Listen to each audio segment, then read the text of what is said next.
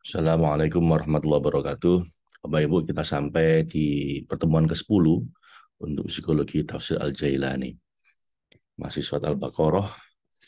Saya baca dulu ayatnya. A'udzubillahi minasyaitonirrajim. Bismillahirrahmanirrahim. Fatalaqqa Adamu min rabbihi kalimatin fataba alaih innahu huwat tawwabur rahim.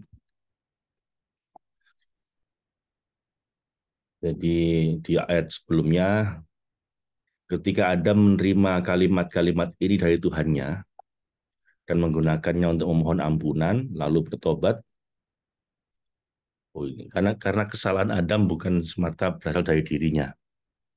Jadi ini sebelumnya Allah mengajarkan kalimat-kalimat pada Nabi Adam untuk bertobat. Jadi Allah sendiri yang mengajarkan kalimat pertobatannya dan Allah juga yang menerima tobatnya. Hebat ya, Bapak Ibu. Jadi bahkan ketika kita bisa bertobat itu karunia dari Allah, Bapak Ibu. Bahkan ketika kita bisa bersyukur itu pun juga karunia dari Allah. Makanya syukur kita itu perlu kita syukuri lagi dan istighfar kita itu perlu istighfari lagi. Tobat kita itu juga perlu kita tobatin lagi. Kenapa? Karena semua dari Allah. Jadi setelah Allah mengajarkan kalimat-kalimat untuk bertobat, maka Allah menerima tobatnya Nabi Adam. Kenapa? Karena Allah itu At-Tawwabur Rahim, yang maha menerima tobat dan maha mengasihi. Karena kesalahan Nabi Adam bukanlah semata berasal dari dirinya, melainkan karena godaan setan, maka Allah bersimpati dan berlemah lembut padanya. Fatalaqqa Adam, maka menerima Adam yang berbuat dosa dan maksiat. Mir Rabbihi, dari Tuhannya mengangkatnya sebagai khalifah, menyambutnya. Kalimat-kalimat yang berisi pertobatan dan kembali dari kesalahan yang dilakukan, yaitu ketika berdoa, Rabbana dzalamna anfusana wa illam taghfir lana wa tarhamna lanakunanna minal khasirin. Dua Tuhan kami telah menganiaya diri kami sendiri, dan jika Engkau tidak mengampuni kami dan memberi rahmat pada kami, niscaya pastilah kami termasuk orang-orang merugi. Ketika Adam menerima kalimat-kalimat ini dari Tuhannya dan menggunakannya untuk mohon ampunan, lalu bertobat dari apa yang telah diperbuat, fataba alaih, maka Allah menerima tobatnya.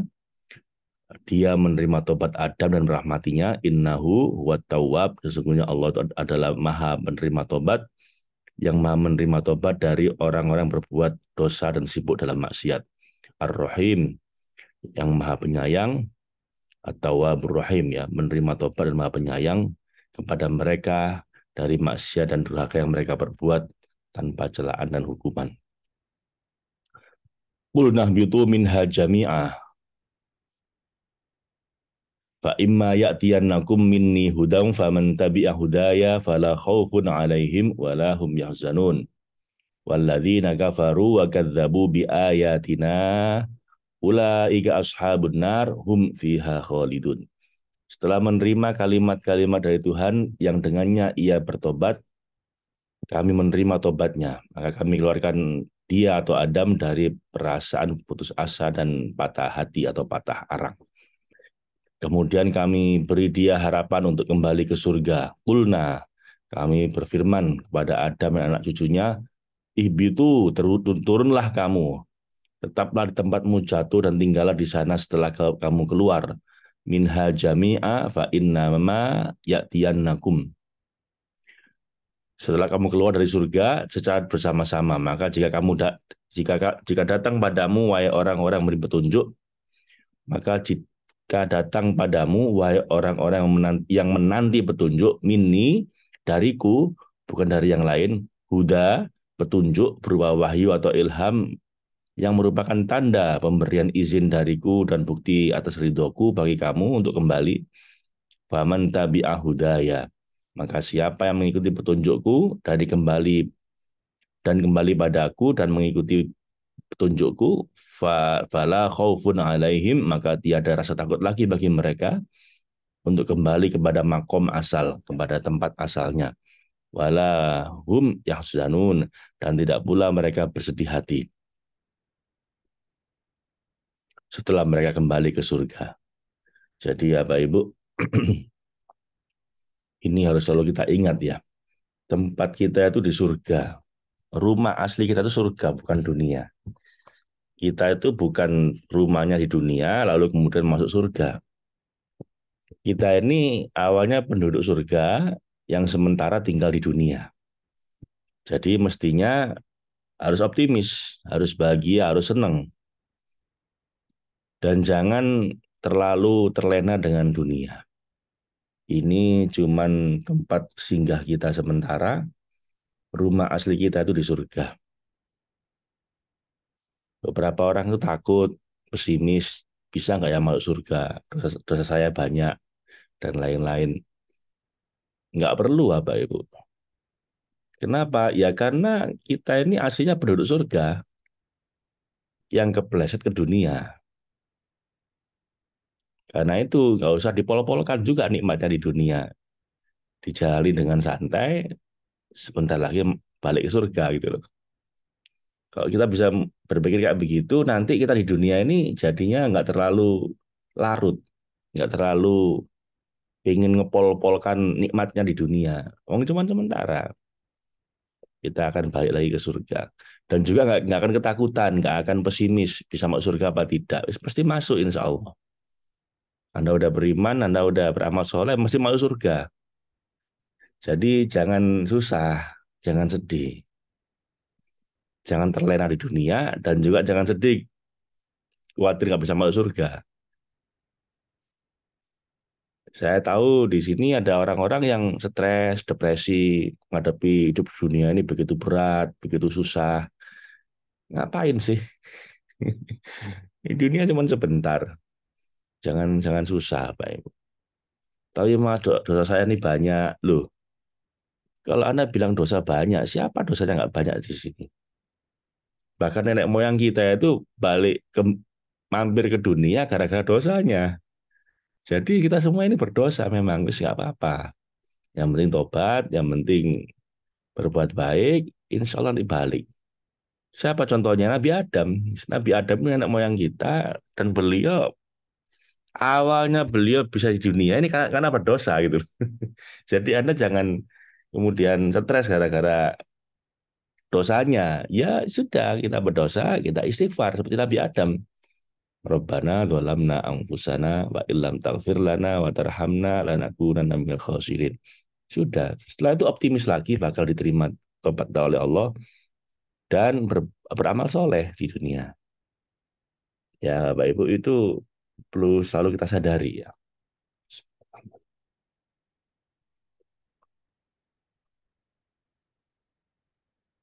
Tujuannya dua, supaya nggak terlalu terlena di dunia dan juga supaya optimis bakal kembali ke surga. Bahkan sebagaimana dia memulaimu, maka seperti itulah kamu kembali.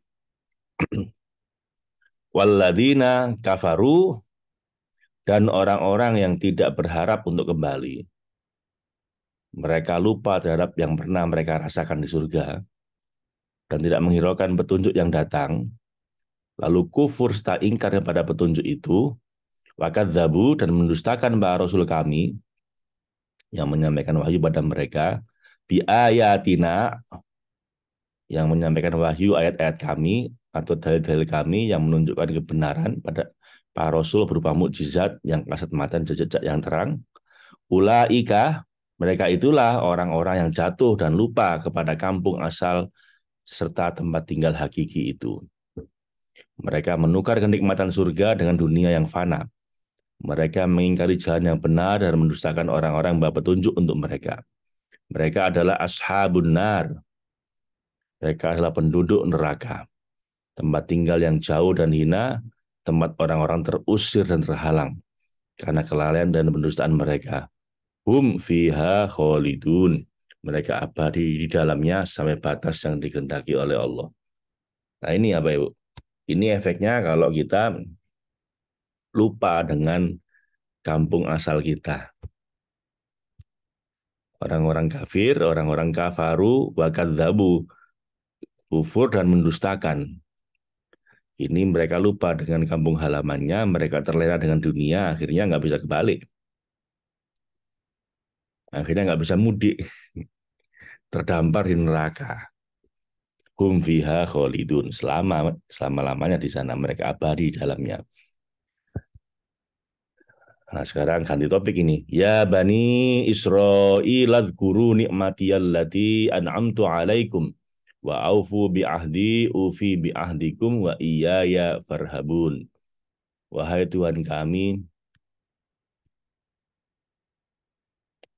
ini doa sebelum kita tadi ya. Wahai Tuhan kami, janganlah Engkau belokkan hati kami setelah Engkau beri petunjuk. Anugerahkanlah kami rahmat dari sisimu, sesungguhnya Engkau Maha Penyayang pada para hambanya. Ini doa dari Al-Quran juga ini. Rabbana la tuzigh qulubana ba'da idh hadaitana wa hab lana min ladunka rahmah innaka antal wahhab. Setelah Allah menjelaskan jalan hidayah dan jalan kesesatan serta balasan untuk masing-masing secara global, dia mengungkapkan jalan itu secara detail dan jelas dalam kisah-kisah masa lampau dan umat-umat terdahulu, agar orang-orang semakin beriman padanya. Antara lain adalah kisah ketika Allah menyeru Bani Israel, putra-putra Yakub Israiliyah, sambil berbicara pada mereka tentang sesuatu, mengingatkan mereka terhadap nikmat-nikmat yang telah diberikan kepada mereka, agar mereka menjadi orang yang bersyukur dan memenuhi janji kepada Allah. Jadi Al-Quran itu Bapak Ibu sepertiga Al-Quran itu isinya cerita. Kayak buku cerita, kayak buku dongeng. Tapi itu bukan cerita fiktif, tapi kisah nyata dari orang-orang terdahulu. Kenapa kok bentuknya kisah? Karena kisah-kisah itu, storytelling itu lebih mudah dicerna oleh semua kalangan. Karena storytelling itu terutama yang non-fiksi, yang bukan karangan, tapi kejadian nyata, historis di masa lalu, itu bisa menjadi pelajaran bagi kita zaman sekarang. Karena kisah-kisah itu lebih masuk ke dalam hati dibanding dogma-dogma. Al-Quran juga ada yang sifatnya dogmatis, yang sifatnya ajaran-ajaran, tapi ada banyak juga yang berupa kisah-kisah. Karena beberapa alasan tadi itu apa Ibu? Yang pertama, dengan cerita itu membuat kita jadi tahu apa yang terjadi pada umat-umat terdahulu. Jadi sadar sejarah supaya kita tidak mengulangi kesalahan umat terdahulu. Yang kedua, dengan kisah-kisah itu akan lebih mudah dipahami oleh semua kalangan. Orang pinter, orang kurang pinter, karena Quran diturunkan untuk semua orang ya. Tidak hanya untuk orang yang berpendidikan tinggi. Maka dengan kisah itu lebih mudah dipahami. Yang ketiga, kisah itu lebih mudah diingat, lebih mudah masuk ke hati.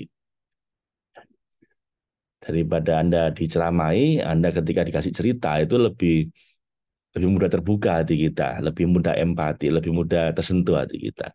Makanya Allah cara ngajarinya selain dengan eh, ajaran-ajaran juga dengan cerita-cerita.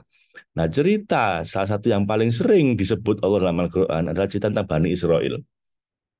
Nah, ini di ayat ke berapa ini? 40-an ya.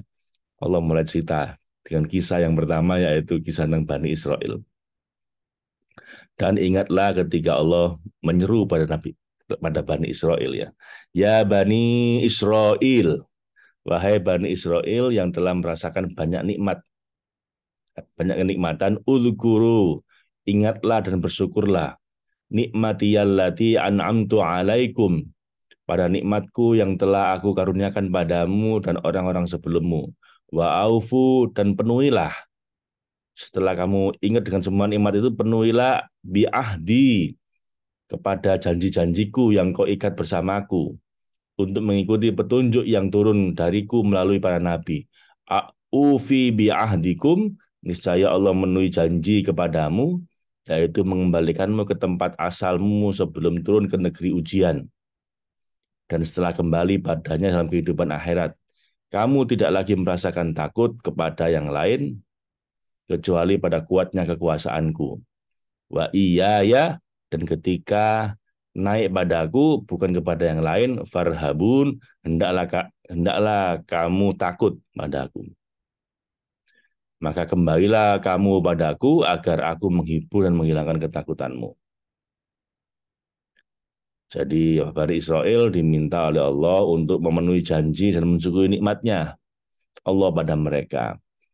Kalau itu dilakukan, Allah pun akan memenuhi janjinya pada mereka, yaitu apa? Mengembalikan ke negeri asal, ke surga. Wa aminu, dan tanda kesetiaanmu pada janjiku adalah iman. Maka berimanlah secara ikhlas dan yakin. Bima anzaltu, kepada apa yang aku turunkan, yaitu anugerahku kepada setiap rasulku dan kepada Al-Quran yang diturunkan kepada hadirat Rasul penutup Hadro al-Khotmiyah yang ditopang dengan dalil yang pasti, mukjizat yang memikat, dan ayat-ayat yang nyata. Al-Quran musaddiqon lima ma'akum, membenarkan kitab-kitab yang ada padamu, wala takunu, yang diturunkan kepada para nabi sebelumnya, maka dan Al-Quran itu diturunkan, dan Al-Quran itu membenarkan kitab-kitab yang ada padamu yang diturunkan kepada para nabi sebelumnya, mencakup hukum, kisah, nasihat, fakta yang ada di dalam kitab-kitab itu ditambah dengan sejumlah rahasia yang tidak tercantum dalam semua kitab sebelumnya.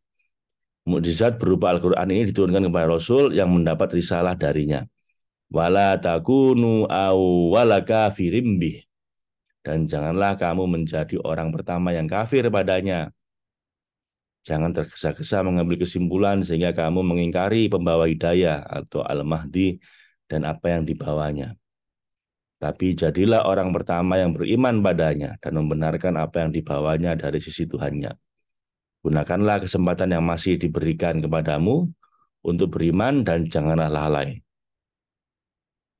Wala tastaru, dan setelah Rasul ini turun dan muncul, janganlah kamu membeli dan menukar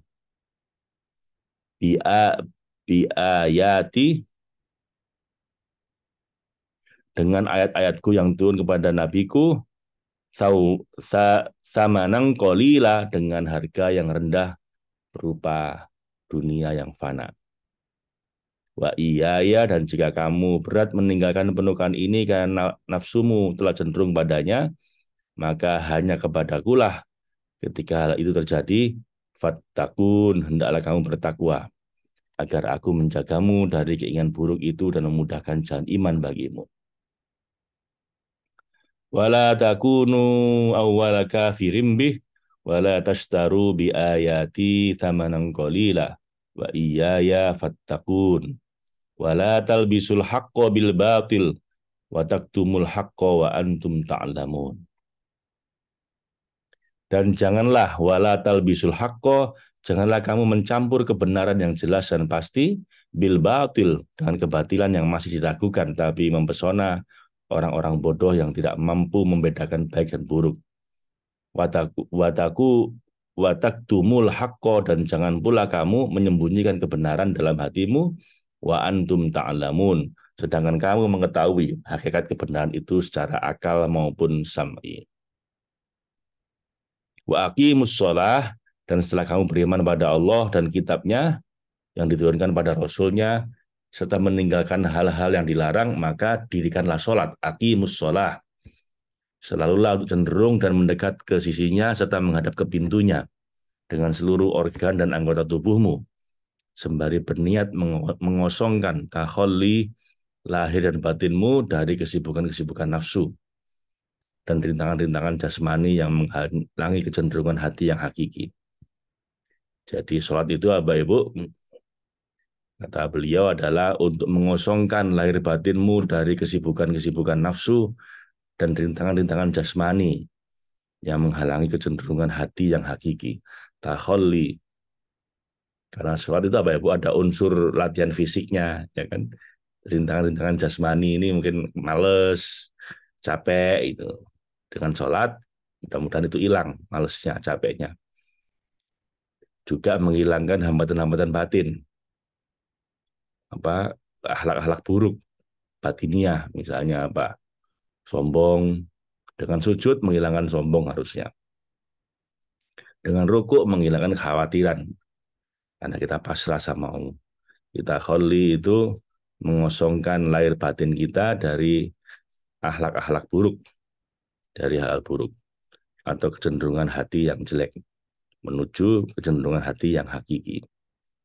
Wa atuz zakah, dan tunaikanlah zakat yang menyucikan jiwa dari kemelekatan eksternal dan hal-hal yang menimbulkan berbagai penyakit batin seperti bakhil, hasud, dengki, dan sebagainya.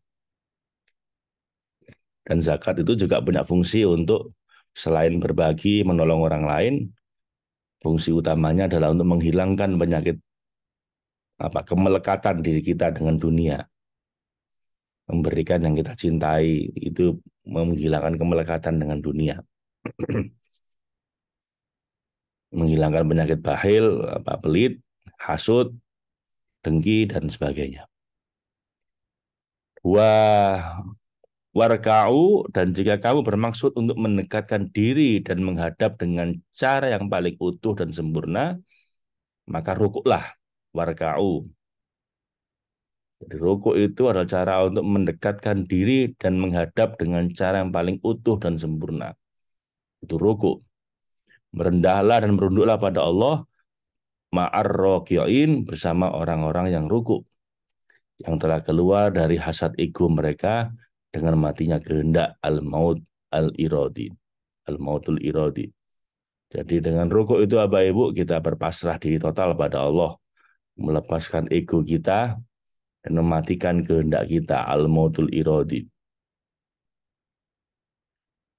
Sehingga mereka mencapai apa yang mereka tuju, bahkan tersambung pada Allah, bukan beserta orang yang berlaku riak dan gemar mengatakan dengan mulut mereka hal-hal yang tidak sama dengan apa yang di hati mereka.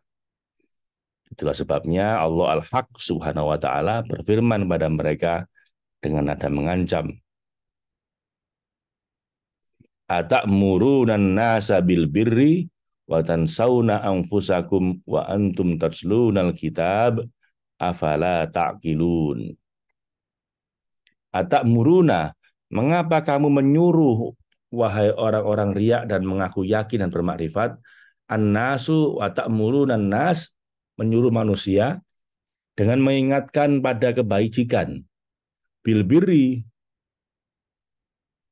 yang mendekatkan pada Allah, watan sauna angfusakum, tapi kamu melupakan, luput mengingatkan dirimu sendiri untuk melaksanakan apa yang kamu katakan. Wa antum tatslunal kitab, padahal kamu membaca Alkitab yang berisi perintah dan larangan, sehingga kamu harus terlebih dahulu menaati seluruh kandungannya. Afala ta'qilun, apakah kamu selalu mengingatkan orang lain sedangkan kamu sendiri dalam kelalaian? Apa kamu nggak berpikir tentang buruknya perilakumu itu? Nah, ini apa Ibu?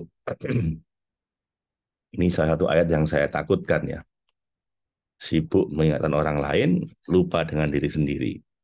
Ini ditegur keras sama Allah. Atamuru dan nasa bil birri wa tansawna anfusakum wa antum tatlunal kitab afala ta'qilun. Kamu itu sibuk ngingetin orang lain, sibuk menasihati orang lain, tapi lupa untuk praktek untuk dirimu sendiri. Lupa ngingetin dirimu sendiri. Apa kamu nggak berpikir? Dalam bahasa kasarnya itu otaknya di mana? Gitu. Dulu Pak D saya ketika ngisi pengajian di Penili di Surabaya itu menerjemahkan ayat ini kayak gitu. Kamu tuh sibuk menasihati orang lain sementara kamu lupa dengan menasihati dirimu sendiri. Otaknya di mana gitu? Afala ta'qilun. Apa kamu nggak berpikir? Setelah kamu diperintahkan untuk melaksanakan sholat dan menunaikan zakat yang dapat menyucikan lahir dan batinmu, maka hendaklah kamu menunaikan perintah itu sebaik-baiknya dengan cara meminta pertolongan pada Allah. Wasta'inu, dan mohonlah pertolongan dalam menghadap dan mendekat pada Allah. Bisobri, dengan sabar dari godaan kenikmatan jasmani dan keinginan yang fana. Wassolah, dan sholat, cenderung dan berpaling dari selain Allah. Jadi mintalah pertolongan Allah dengan sabar dan sholat. Sabar dan sholat itu bisa menjadi wasilah untuk pertolongan Allah. Jadi pokoknya kalau lagi susah, lagi stres, lagi sumpek, lagi punya banyak masalah, senjatanya dua di sini dikatakan. Senjatanya dua untuk minta pertolongan pada Allah apa? Sabar dan sholat. Bisobri was sholat. Janganlah meremehkan dan menganggap enteng urusan minta pertolongan. Wa innaha lakabiroh.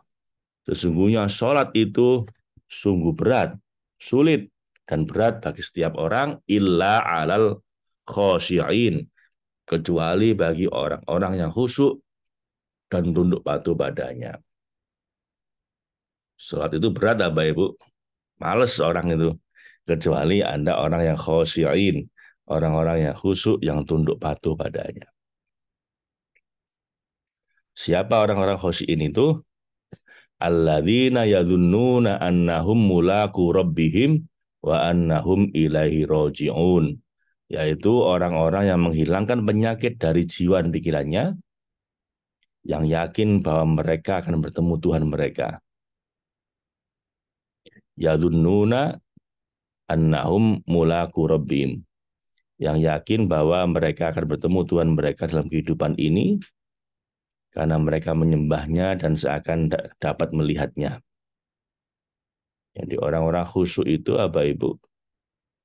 Dia yakin akan ketemu sama Allah. Tidak hanya di akhirat, tapi juga di dunia pun dia meyakini itu, merasakan kehadiran Allah. Makanya khusyuk itu, kalau Anda bisa khusyuk, dalam bahasa modern disebut dengan mindfulness, itu Anda akan bisa merasakan kehadiran Allah di hati kita. Melihat Allah dengan mata batin kita. Jadi sholat itu berat, kecuali Anda khusyuk. Kecuali Anda bisa menikmati sholat itu. Kecuali ketika sholat Anda bisa merasakan kehadiran Allah. Anda bisa mindfulness, bisa merasa hadir gitu. Begitu bisa khusyuk, sholat tidak berat lagi, tapi jadi nikmat. Anda tenggelam dalam kenikmatan, kebahagiaan, kedekatan bersama Allah. Nggak nunggu di akhirat, di dunia pun Anda merasakan itu nanti. Makanya Nabi ketika sholat bisa berjam-jam, satu rakaat bisa baca Al-Baqarah, Ali Imran, An-Nisa itu 2,5 jam kalau dibaca lancar apa itu. Kenapa senikmat itu? Karena beliau khusyuk. Jadi sholat itu berat kecuali kalau Anda khusyuk. Kalau khusyuk jadi nikmat, jadi nyaman. Dan khusyuk itu merasakan kehadiran Allah di hati kita. Being presence istilahnya begitu. Anda hadir penuh, sadar utuh. Sehingga Allah pun membersamai Anda. Dan kalau udah begitu, sholat tidak berat lagi.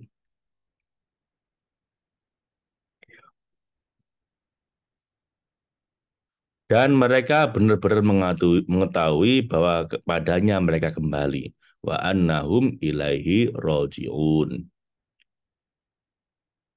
Kita kembali pada Allah dan tidak kepada yang lain karena tidak ada wujud selain Dia. Mereka kembali dan dihidupkan dalam kehidupan yang lain. Di akhirat maksudnya, ya Allah, jadikanlah kami sebagai bagian dari orang-orang mencintai dan mengikuti jalan lurus mereka. Semoga kita dikaruniai Allah untuk bisa mengikuti jalan-jalan mereka, orang-orang yang lurus ini.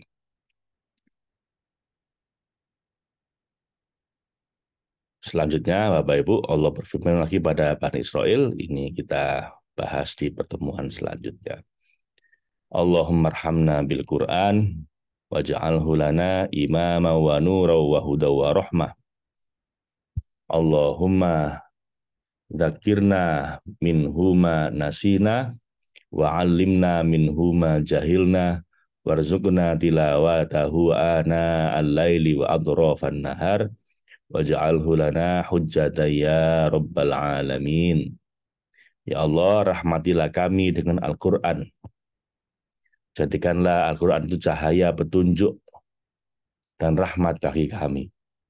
Ya Allah, ingatkanlah kami dengan Al-Quran ketika kami lupa, dan ajarkan kami dengan Al-Quran ketika kami tidak paham, tidak tahu, atau bodoh.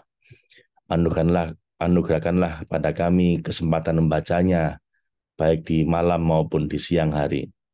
Dan jadikanlah ia Al-Quran hujjah bagi kami, hujjah yang kuat bagi kami. Wahai Tuhan, wahai Tuhan seru sekalian alam. Allahumma arhamna bil Quran waj'alhu lana imama wa nura wa huda wa rahmah. Allahumma dzakirna minhu ma nasina wa 'allimna minhu ma jahilna warzuqna tilawatahu ana al-laili wa atrafan nahar waj'alhu lana hujjatan ya rabbal alamin. Assalamualaikum warahmatullahi wabarakatuh.